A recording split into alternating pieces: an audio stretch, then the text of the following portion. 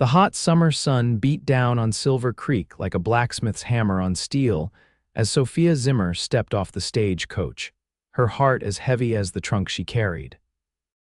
Whispers followed her like shadows as she made her way through the dusty Main Street, every eye in town seeming to bore into her back. Silver Creek, Wyoming Territory, 1876, was supposed to be her fresh start, not another place to be judged. That's her, came the inevitable whisper. The school teacher from Boston who got herself dismissed. Sophia kept her chin high despite the burn of tears threatening to spill.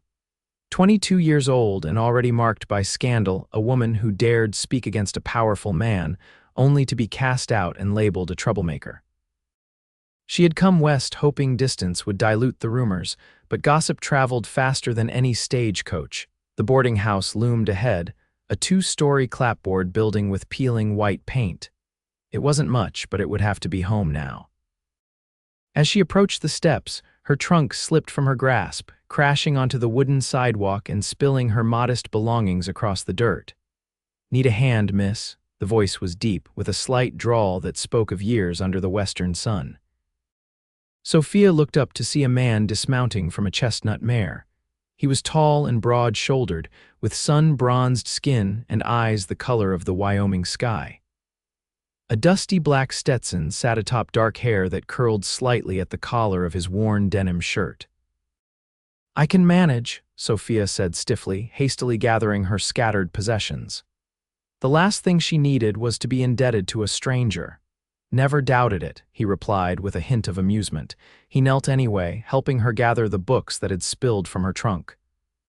His calloused fingers handled the volumes with unexpected gentleness. "You must be the new schoolteacher." Sophia paused. "How did you know that? Small town." He handed her a volume of Whitman's poetry. Not many newcomers arrive with more books than clothes. He touched the brim of his hat. "Owen Tucker. I run the Tucker Ranch about 5 miles west of town." "Sophia Zimmer," she replied, accepting the book. Their fingers brushed and she quickly pulled away. "Yes, I'm the new teacher. I start Monday." Owen Tucker studied her with a directness that was neither leering nor judgmental, simply observant. "Well, Miss Zimmer, welcome to Silver Creek. It ain't Boston, but it's got its charms." "You know I'm from Boston," her voice sharpened, had the rumors preceded her even here. "Stagecoach driver mentioned it," he said easily. "Nothing more." He loaded the last of her belongings into the trunk. "Town could use a good teacher. The last one left us for Denver 3 months back." Before Sophia could respond, the boarding house door opened and a plump woman in her 50s emerged, wiping her hands on a faded apron. "You must be Miss Zimmer. I'm Martha Holloway. We've been expecting you." Her gaze shifted to Owen. "Mr. Tucker, good to see you in town." "What brings you in from the ranch?" "Supplies and mail, Mrs. Holloway," he replied, lifting Sophia's trunk with ease. "Just helping Miss Zimmer with her things."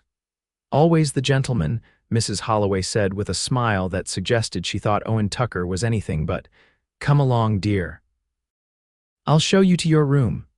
Sophia followed Mrs. Holloway into the boarding house, aware of Owen Tucker's eyes on her back. When she glanced over her shoulder, he tipped his hat once more before turning back to his horse. Her room was small but clean, with a narrow bed, a washstand, and a desk beneath the window that overlooked the main street. Mrs. Holloway fussed about, explaining the rules of the boarding house and meal times. "Dinner's at 6 sharp," she concluded. "The school board chairman, Mr. Grayson, will be by tomorrow to go over your duties." Her expression softened slightly. "It's good to have a teacher again. The children have been running wild."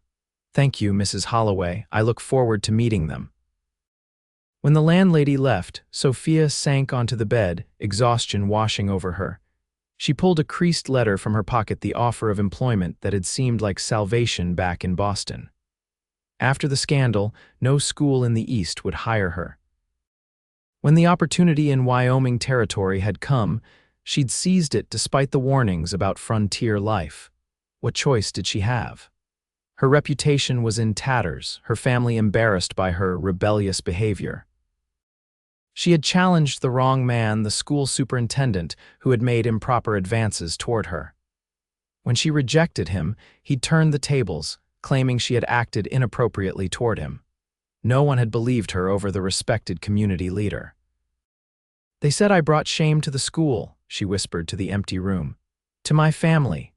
The memory still stung like an open wound. Sophia unpacked her meager belongings, carefully arranging her books on the small shelf above the desk. These, at least, hadn't abandoned her. She placed her mother's silver-backed hairbrush on the washstand, the one family heirloom she'd been allowed to keep. Tomorrow would be a new beginning. Here, perhaps, she could be judged by her teaching rather than by vicious rumors. Morning came with the sound of wagons and horses on the street below. Sophia dressed carefully in her best navy skirt and white shirtwaist, pinning her honey-brown hair into a modest chignon. First impressions mattered, especially with the school board chairman, Mrs.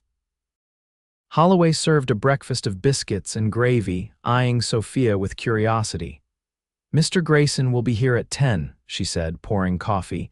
"He's a stickler for propriety, being a church elder and all." "I understand," Sophia replied, her stomach tightening. She was well acquainted with men who prized propriety above all else. Mr. Grayson arrived precisely at 10, a thin man with wire-rimmed spectacles and a perpetual frown. He inspected Sophia as if she were a horse at auction. "Your references seem in order, Miss Zimmer," he said after a lengthy silence. "Though I notice you left your previous position rather abruptly." Sophia's hands trembled slightly, but she kept her voice steady. "I was seeking new opportunities, Mr. Grayson." "Indeed." His eyes narrowed. "We expect our teacher to be a moral example for the children. Silver Creek is a God-fearing community." "I assure you, sir, I take that responsibility very seriously." He handed her a key. "The schoolhouse is at the end of town, 28 pupils, ages 6 to 16. Books are limited, so you'll need to be resourceful." He paused. "And Miss Zimmer, this is a respectable position. We would not want to hear of any inappropriate associations." The implication was clear. Sophia's cheeks burned, but she nodded. "Of course, Mr. Grayson." After he left, Sophia decided to visit the schoolhouse. The one-room building stood on a small hill overlooking the town, painted white with a bell tower and a flagpole. Inside, wooden desks were arranged in neat rows, facing a larger desk and blackboard. The place smelled of chalk dust and old books. Sophia ran her fingers over the scarred surface of the teacher's desk. This was hers now, a chance to prove herself. She was inspecting the small collection of books in the cabinet when the door opened. Owen Tucker stood in the doorway, holding a leather-bound volume. "Mrs. Holloway said I'd find you here." "Mr. Tucker," Sophia acknowledged, immediately on guard.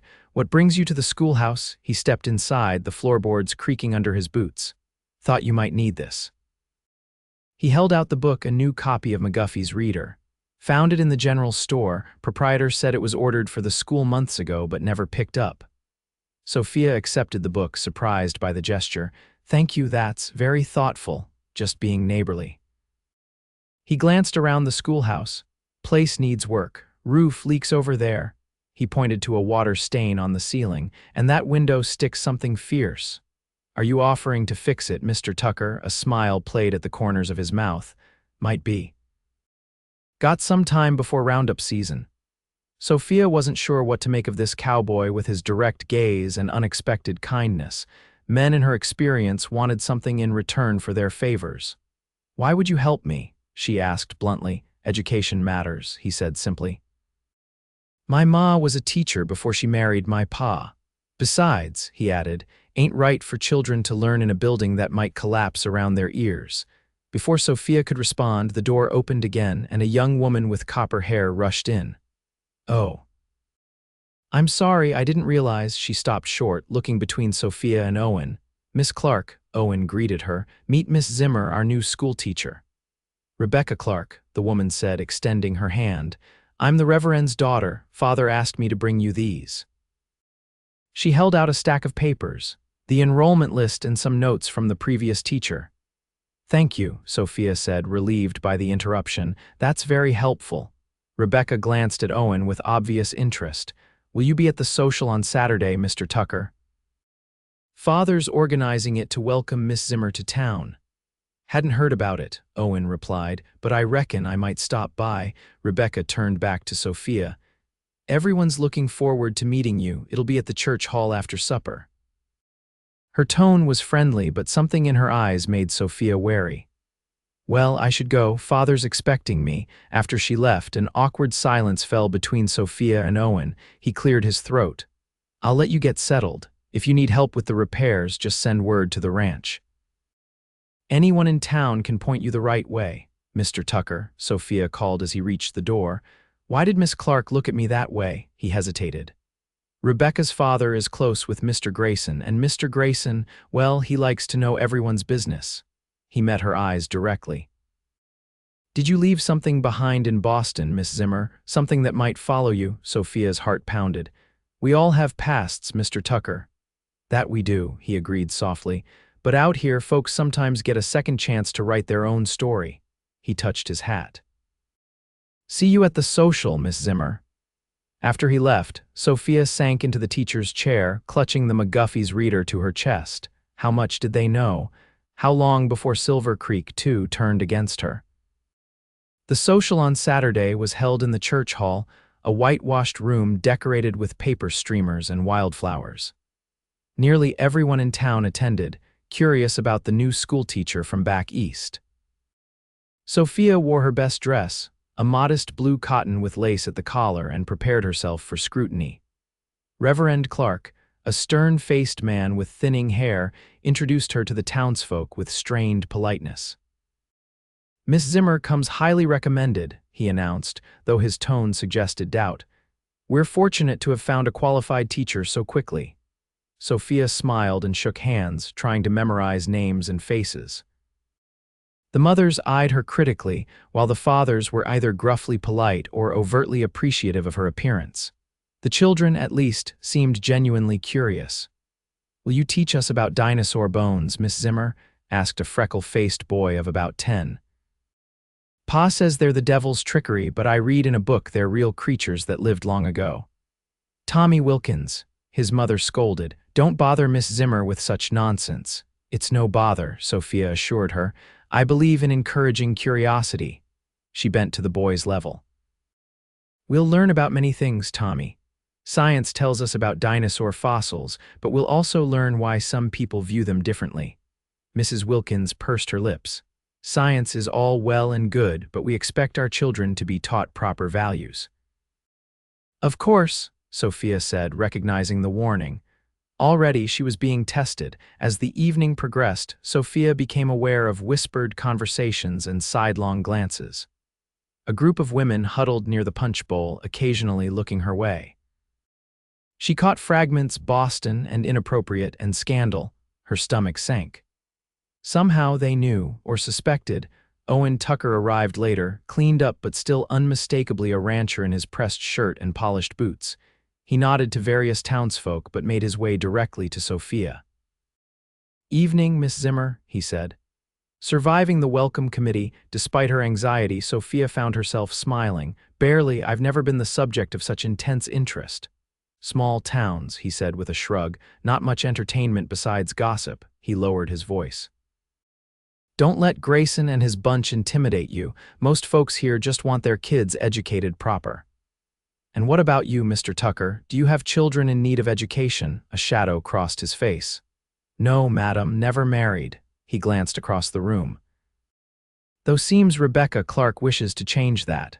Sophia followed his gaze to where Rebecca stood with her father, watching them with obvious disapproval. "She seems quite taken with you. Been trying to save me for years," Owen said with a wry smile. "Thinks a God-fearing woman might tame the heathen rancher." "And are you in need of taming, Mr. Tucker?" His eyes met hers, and something warm flickered between them. "Depends who's asking, Miss Zimmer." Before she could respond, Mr. Grayson appeared at her elbow. "Miss Zimmer, a word." He nodded curtly to Owen. "Tucker." Owen held Grayson's gaze for a moment before touching his hat to Sophia. "Miss Zimmer, I'll see about that roof repair on Monday." As he walked away, Grayson frowned. "I hope you understand the importance of maintaining appropriate relationships in your position, Miss Zimmer." "Mr. Tucker has kindly offered to repair the schoolhouse roof," she replied evenly. "I would be foolish to refuse such assistance." "Indeed." Grayson adjusted his spectacles. I've received a curious letter from Boston, a colleague inquiring about our new teacher. His eyes bore into hers. Is there something you neglected to mention during your interview? Sophia's mouth went dry. I don't know what you mean.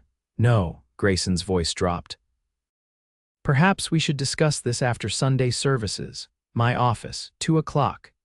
He turned away, leaving Sophia feeling as though she'd been doused in ice water they knew or soon would. Her fresh start was already crumbling. Sunday morning dawned clear and bright, but Sophia felt only dread. She sat through the service, barely hearing Reverend Clark's sermon about sin and redemption. After, she returned to the boarding house to prepare for her meeting with Grayson, changing into her most severe and professional outfit. As she walked to the church, she noticed Owen Tucker leaning against a hitching post outside the general store. He straightened when he saw her, concern evident in his expression. "Miss Zimmer," he called softly, "got a moment?" She hesitated, aware that being seen conversing with him might only worsen her situation, but something in his face made her approach. "Mr. Tucker, I'm afraid I'm due at a meeting with Mr. Grayson." "I know," he said. "Word gets around." He glanced down the street toward the church. "Just wanted to say, whatever Grayson throws at you, you don't have to face it alone." Sophia was startled by the offer. "You don't even know what it's about." "Don't need to," Owen replied. "Seen enough of Grayson and his kind to know they enjoy holding power over folks." He met her eyes. "Everyone deserves a fair hearing. Even a woman with a questionable past." She hadn't meant to say it aloud. Owen's expression softened, especially then. He touched her arm briefly. "I'll be at the saloon when you're done if you want to talk." The gesture of support, unexpected and undeserved, nearly undid her composure. "Thank you," she whispered, then continued toward her reckoning. Grayson was waiting in his office, a small room adjacent to the church. Reverend Clark sat beside him, both men wearing expressions of grave concern. On the desk between them lay an opened letter. "Miss Zimmer," Grayson began without preamble, "we have received disturbing information regarding your departure from Boston." He pushed the letter forward. "Superintendent Collins writes that you were dismissed for making false accusations against him, accusations of an intimate nature that damaged his reputation and that of the school." Sophia's hands clenched in her lap. "Is that what he wrote? He also mentions your inappropriate behavior with male colleagues," Reverend Clark added, "and your refusal to accept proper discipline when confronted." "I see." Sophia's voice was barely audible. Grayson leaned forward. "We took a chance employing you, Miss Zimmer. Now we find you concealed a serious breach of moral conduct." "I concealed nothing," Sophia said, finding her voice at last. "I simply didn't volunteer information that would prejudice you against me before you had a chance to judge my abilities as a teacher. A teacher must be beyond reproach." Reverend Clark thundered, "Young minds are impressionable. We cannot have someone of questionable virtue shaping them." "Questionable virtue," Sophia repeated, anger rising through her fear. "Because I refused a man's advances and spoke out when he tried to force himself on me. Because I wouldn't quietly accept being painted as the aggressor when I was the victim." "These are serious allegations," Grayson said coldly. "Superintendent Collins is a respected educator." "And I am just a woman," Sophia replied bitterly, "whose word could never stand against his." The men exchanged glances. "We are inclined to give you an opportunity to resign quietly," Grayson said, "rather than dismiss you publicly, for the good of the community." The injustice of it all to have fled across the country only to face the same prejudice and disbelief was almost too much to bear. "And if I refuse, if I insist on defending myself, then we would be forced to make the situation known to the parents," Reverend Clark said. "I doubt many would want their children taught by a woman who invents such stories." "They're not stories," Sophia said quietly, "but I see my word holds no more weight here than it did in Boston." "You have until tomorrow morning to decide," Grayson concluded. "For now, you're dismissed." Sophia left the church, tears blurring her vision. Everything she'd worked for, her independence, her career, all threatened again because she had dared to speak the truth. She walked blindly, not caring where her feet carried her, until she found herself outside the Silver Spur Saloon. She hesitated only briefly before pushing through the batwing doors. Sunday afternoon meant the place was nearly empty.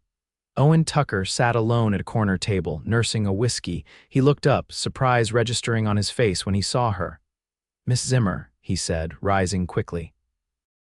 "I didn't expect you'd actually come." "Neither did I," she admitted, "but I find myself in need of a friend." Owen pulled out a chair for her. "That bad, huh? Worse." Sophia sank into the chair, beyond caring about propriety or reputation. "They've received a letter from Boston. From the man who—" She swallowed hard. "The man I accused of improper behavior toward me. He's telling them I was the one at fault." Owen signaled to the bartender, who brought over a glass and set it before Sophia. "Drink," Owen said gently. "Just a sip. Then tell me everything if you want to." The whiskey burned her throat, but the warmth that followed gave her courage. Haltingly at first, then with growing confidence, Sophia told Owen about Superintendent Collins, his unwanted advances, and how he had turned her rejection into a weapon against her. How no one had believed her over the respected family man. How her own family had been horrified by the scandal rather than supporting her. "They said I shamed them," she finished, tears spilling down her cheeks. "That I'd ruined my prospects and disgraced the family name. And now it's happening all over again." Owen's face had darkened as she spoke, his hands clenching and unclenching on the table. "Bastard," he muttered. Then, reaching across the table, he covered her hand with his. "I believe you, Sophia." It was the first time he'd used her given name, and something about the simple declaration of faith broke the last of her composure. She bent her head, shoulders shaking with silent sobs. Owen moved to the chair beside her, his arm going around her shoulders. "They said I shamed them," she cried, her voice barely audible. The cowboy whispered, "Then I'll carry the shame with you." The simple promise, spoken without hesitation, stunned her into silence. She looked up at him through tear-filled eyes. "You don't even know me." "I know enough," Owen said firmly. "I know you're brave enough to start over alone in a strange place. I know you care about teaching children, even ones whose parents might turn against you, and I know what it's like to be judged unfairly." "Grayson wants me to resign by morning," Sophia said. "Or he'll tell everyone his version of what happened in Boston." Owen's jaw tightened. "And what do you want to do?" "I want to fight," she admitted, "but I don't see how I can win." "Maybe not alone," Owen said thoughtfully, "but Silver Creek isn't Boston. And Grayson isn't the only one with influence here." He squeezed her shoulder gently. "Let me help you, Sophia. We'll find a way." For the first time since receiving Grayson's summons, Sophia felt a flicker of hope. "Why would you do this for me?" Owen's eyes, blue as the Wyoming sky, met hers directly. "Because everyone deserves justice, and because I've never met anyone quite like you, Sophia Zimmer." The next morning, Sophia walked to the schoolhouse instead of Grayson's office, her head high despite her racing heart.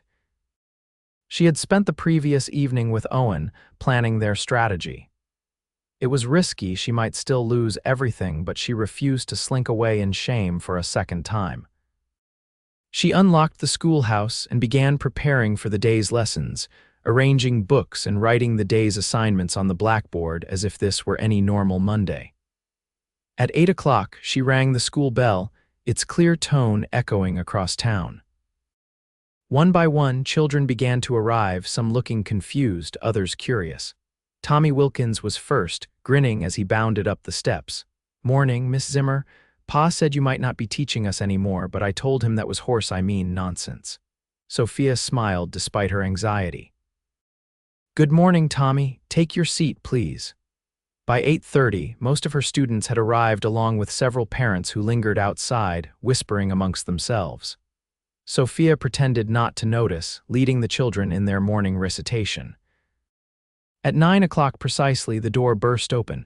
Mr. Grayson stood there, face flushed with anger, Reverend Clark at his shoulder. "Miss Zimmer," Grayson said tightly, "a word outside, if you please." "I'm in the middle of a lesson, Mr. Grayson," Sophia replied calmly. "Perhaps during the noon recess?" "Now, Miss Zimmer." His voice rose. "Or shall I discuss the matter here in front of your pupils?" The children watched wide-eyed, sensing drama. Sophia set down her chalk. "Children, please read Chapter 3 silently until I return. Lucy, you're in charge." Outside, more parents had gathered, along with a small crowd of townspeople. News traveled fast in Silver Creek. Grayson pointed an accusing finger at Sophia. "You were instructed to tender your resignation this morning," he said. "Instead, you have the audacity to continue as if nothing happened." "I've done nothing to warrant resignation," Sophia replied steadily. "And I believe the school board, not just you and Reverend Clark, should decide my fitness to teach." "This is outrageous," Reverend Clark sputtered. "We have proof of your misconduct." "You have one man's letter," Sophia corrected. "A man with every reason to discredit me." "She's right," came a voice from the crowd. Owen Tucker stepped forward, several men at his side. "Seems to me, Grayson, you're awfully quick to condemn on mighty thin evidence." "This doesn't concern you, Tucker," Grayson snapped. "Concerns all of us," said Frank Miller, owner of the general store. "School board's 5 members, not just you two. My Sarah's learning more from Miss Zimmer in a week than she did in a month with the last teacher." "The woman has a checkered past," Reverend Clark protested. "She made improper advances to her superior, then accused him of misconduct when he rejected her." Murmurs rippled through the crowd. Sophia's cheeks burned with humiliation, but she held her ground. "That is a lie. Superintendent Collins assaulted me when I refused his advances. When I reported him, he turned the accusation around to protect himself." "A likely story," Grayson scoffed. "Why would a respected educator risk his position for a mere teacher?" "Because men in power often believe they're entitled to whatever they want," came a woman's voice. Martha Holloway pushed through the crowd, her normally pleasant face set in hard lines, "and because they usually get away with it." "Mrs. Holloway," Reverend Clark began condescendingly, "you don't understand the situation."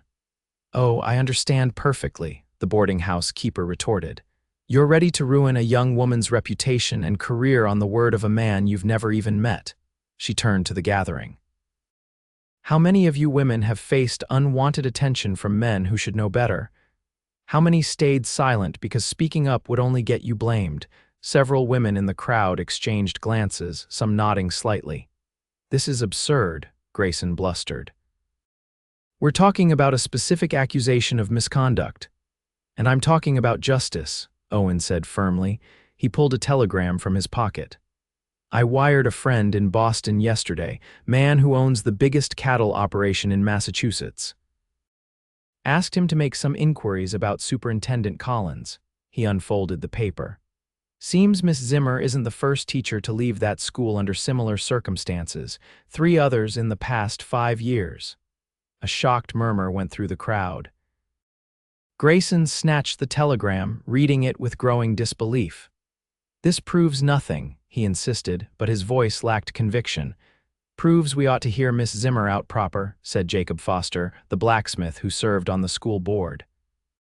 "Full meeting, all 5 board members before any decisions made." He looked at Sophia with newfound respect. "Meanwhile, the children need teaching." "I cannot allow this," Reverend Clark began, but Frank Miller cut him off. "Ain't up to you, Reverend. School board votes what matters." He nodded to Sophia. "You go on back to your pupils, Miss Zimmer. We'll sort this out proper." Grayson looked around, realizing he'd lost control of the situation. "This isn't over," he warned Sophia. "The board meets Saturday. Be prepared to answer for yourself." He stalked away, the Reverend following reluctantly. As the crowd dispersed, Owen approached Sophia. "You all right?" She nodded, though her hands trembled slightly. "I didn't expect such support." "Told you Silver Creek isn't Boston," Owen said with a smile. "Folks here make up their own minds." He glanced at the school door. "Your students are waiting, teacher." Sophia returned to the classroom where 28 faces turned to her expectantly. "Now then," she said, her voice stronger than she felt, "where were we?" The week passed in a haze of lessons and preparation. Sophia threw herself into teaching, determined to prove her worth through her work. The children responded enthusiastically, especially when she introduced topics not found in their well-worn textbooks. News of the confrontation and the upcoming school board meeting dominated town gossip.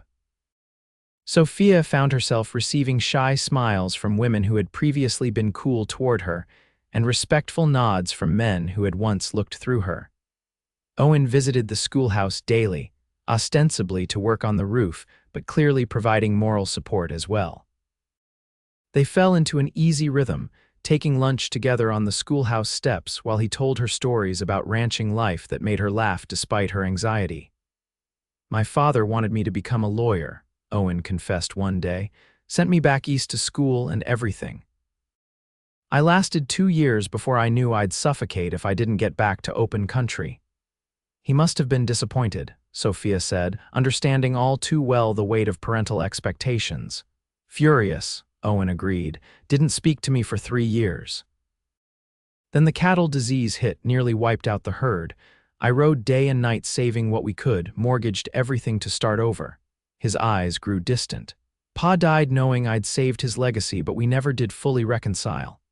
"I'm sorry," Sophia said softly. Owen shrugged.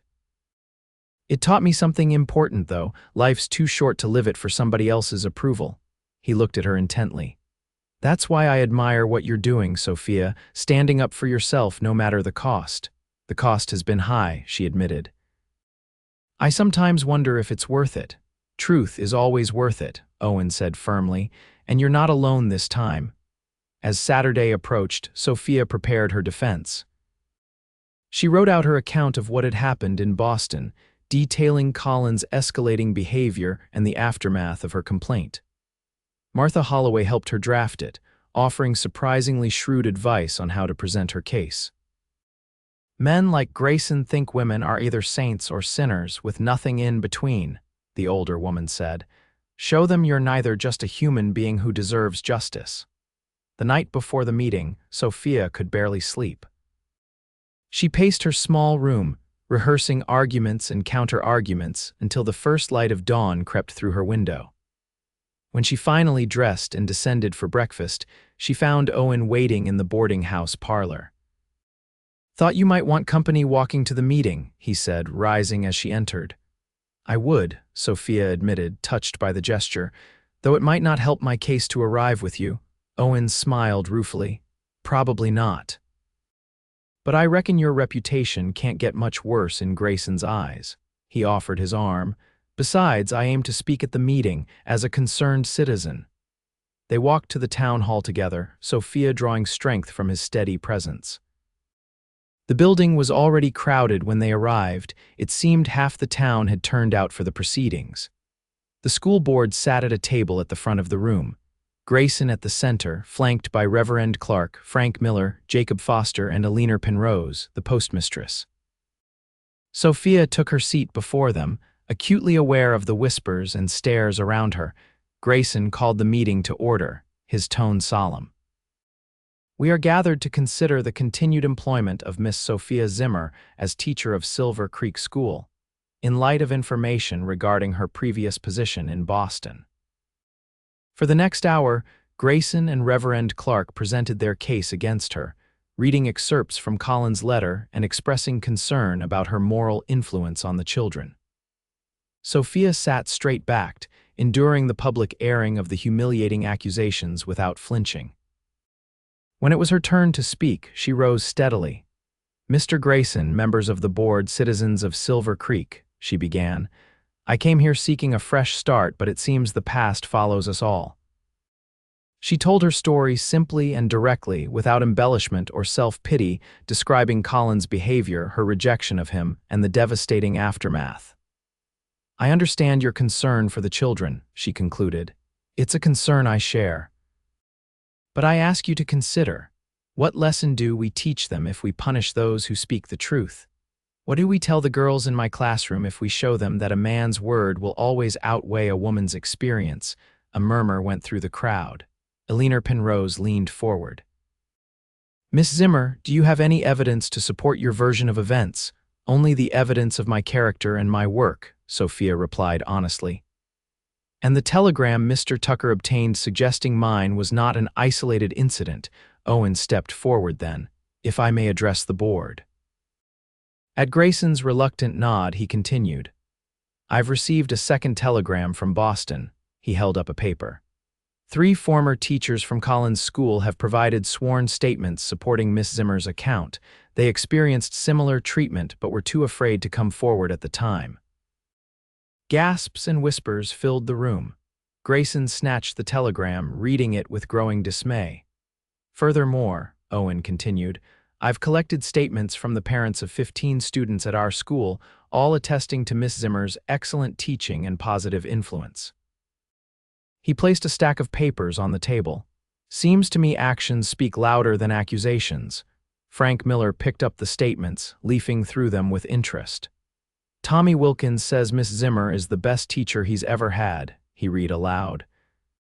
Says she makes learning an adventure instead of a chore. Sentiment is all well and good, Reverend Clark interjected, but moral character is demonstrated by courage and integrity, Alina Penrose interrupted firmly, both of which Miss Zimmer has shown in abundance. The postmistress turned to Sophia. It takes extraordinary bravery to stand up to power, Miss Zimmer, twice. Jacob Foster nodded his agreement.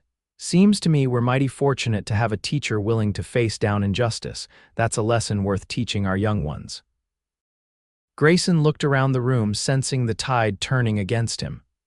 We should deliberate in private, he said stiffly. I move we vote now, Frank Miller countered. In the open so folks know where we stand, seconded, said Alina Penrose promptly. Grayson had no choice but to call the vote. Those in favor of retaining Miss Zimmer as teacher, raise your hands. Miller, Foster, and Penrose raised their hands immediately. After a moment's hesitation, Grayson himself raised his hand, leaving Reverend Clark as the lone dissenter. Motion carries, Grayson announced, his expression unreadable. Miss Zimmer will continue as teacher of Silver Creek School. The room erupted in applause. Parents and students crowded around Sophia, offering congratulations and support. Through the press of bodies, she caught Owen's eye. He smiled, touching his hat in a small salute before slipping quietly out the door.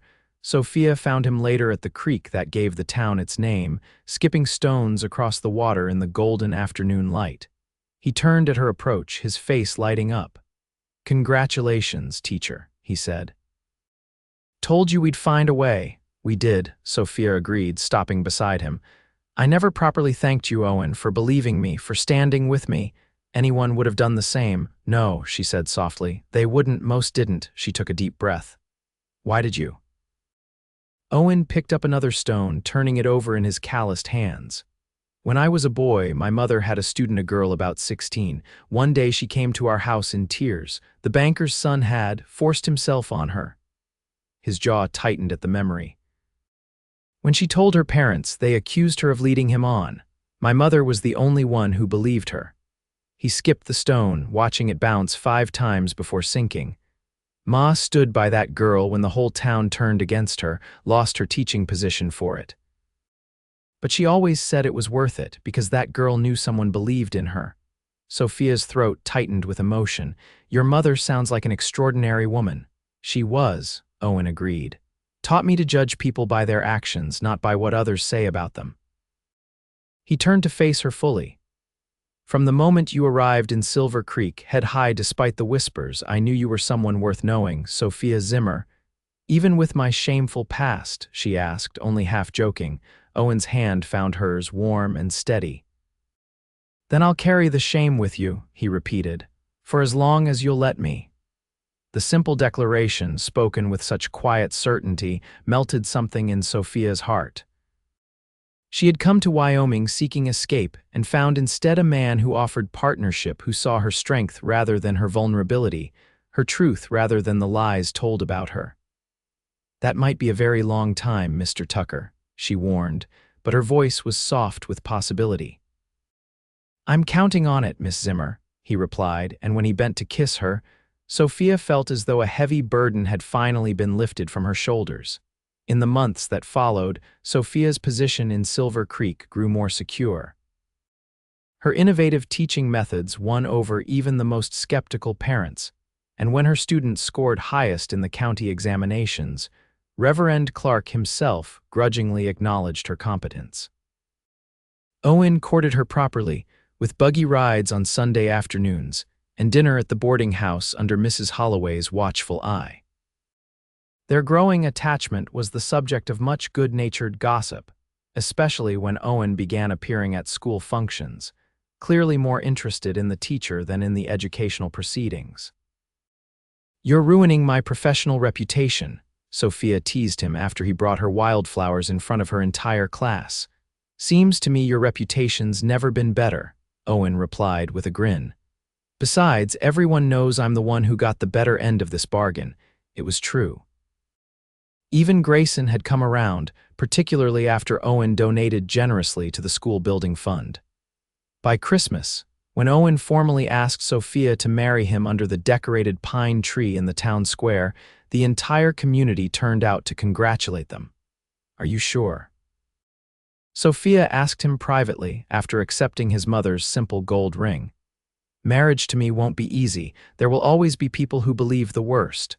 Owen tucked a strand of honey-brown hair behind her ear. "The only person whose opinion matters to me is yours," he said. "And I reckon we've proven we can face down just about anything together." They were married in April 1877, when the prairie was ablaze with wildflowers. Sophia wore a cream-colored dress with forget-me-nots in her hair, and Owen looked so handsome in his new suit that she could hardly believe he was hers. The entire town attended, even Reverend Clark, who performed the ceremony with surprising warmth. "Never thought I'd see Tucker tamed," Jacob Foster remarked to Martha Holloway during the celebration afterward. "Not tamed," Martha corrected, watching the newlyweds dance. "Matched." Sophia finished the school year before moving to the Tucker Ranch, where Owen had built an addition to the house specifically for her books. She continued teaching, riding to town each day on a gentle mare Owen had trained especially for her. In the evenings, they sat on the porch watching the sunset paint the Wyoming sky in impossible colors, talking about their days, their dreams, their future. Sometimes they spoke of the past to the hurts and struggles that had shaped them, but always with the understanding that those experiences had led them to each other. "You ever regret it?" Owen asked her once. "Speaking out against Collins, even with everything it cost you?" Sophia considered the question carefully. "No," she said finally. "If I hadn't, I might never have come west, might never have found you or this life." She leaned against his shoulder. "Some truths are worth any price, like the truth that I love you more than life itself." Owen suggested, kissing the top of her head. "Exactly like that," Sophia agreed with a smile. 5 years later, the schoolhouse bell rang out across Silver Creek, summoning students to the first day of classes. A new teacher stood at the door, welcoming children with a warm smile. Inside, letters of the alphabet decorated the freshly painted walls, and McGuffey's readers waited on each desk. Sophia Tucker watched from horseback, her 3-year-old daughter Lily secure in front of her in the saddle. "Are you sad, Mama?" Lily asked, noticing her mother's wistful expression. "Not sad, sweetheart," Sophia assured her, "just remembering." "Remembering what? How I came to Silver Creek as a stranger and found a home." She kissed the top of her daughter's head, "and how sometimes the things that seem like our greatest shame can lead us to our greatest joy." As they turned toward home, Sophia caught sight of a familiar figure on horseback cresting the hill. Owen rode toward them, silhouetted against the endless Wyoming sky, and her heart swelled with love and gratitude. She had come west seeking escape, and found instead a man who had helped her face her past with courage. A man who had promised to carry her shame and had instead helped transform it into something beautiful, a life built on truth, justice, and love. A life that continued to unfold with each sunrise over the wild, beautiful country they now called home.